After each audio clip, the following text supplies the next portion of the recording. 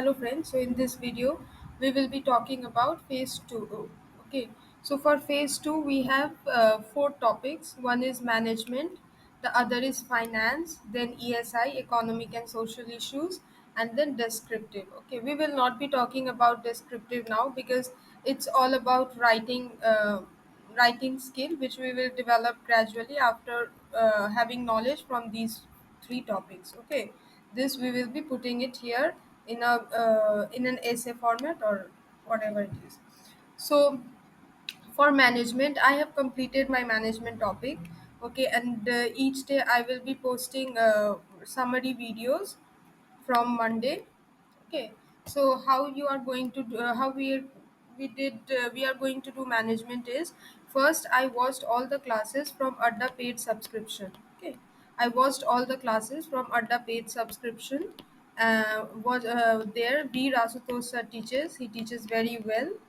Okay, then the PDF is provided just after the class. So read the PDF. Okay, read the PDF. First, watch the classes, make understanding, read the PDF, learn from this the various concepts, the various key terminologies. Okay, the main thing is concept because after watching PYQs, I realized that the questions are based on concepts. And then what is asked is then what we are going to do is then we will be doing MCQs. Okay, we'll practice 50 MCQs for the topic which we have a good command on, and 100 MCQs for topics which we are not so good at, so we will be practicing more questions on that. Okay, so like this we are going to solve now. What questions are asked from management? So management was completely a new subject for me. Okay, I haven't read management earlier, so I was very worried about it, but once I completed this, I realized that no, it's a good subject. Okay, most of the things are static, and it's basically based on your understanding and common sense. Okay. There is nothing very special and technical about it. Everything is just basic understanding plus your common sense. Okay. So what type of questions are asked? Questions may be directly from the definitions. Okay. Then they will be asked from theories. They will lay down certain postulates and then say which theory justifies this postulate, like this. So certain questions from theories, and then the main interesting questions are case studies. Okay, so they will provide you one case study with a few blanks. You will be asked questions on those blanks, like what would be here in this blank, what would why the employee left the organization because of lack of motivation or because of the leadership was not good, like that. Okay, so this is basically your concept plus understanding plus common sense.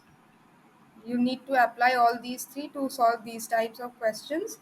And so most of the questions are doable, and some terminologies were not in the PDF, so I will later on search such terminologies. Okay, make a separate note for them and compile it, and then learn from there. And even if something weird is asked, then I have to leave the questions. I can't solve 100%. Okay, I never target 100%. 70 to 80% is more than enough.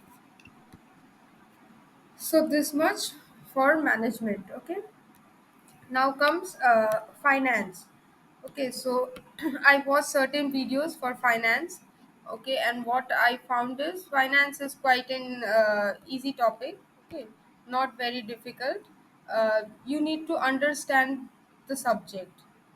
Finance is not more about learning the things, it's more about understanding the things. You need to understand the inflation, forex reserve, how balance of payment is calculated, what comes under balance of payment, then inflation, the various monetary policies, what is the logic behind monetary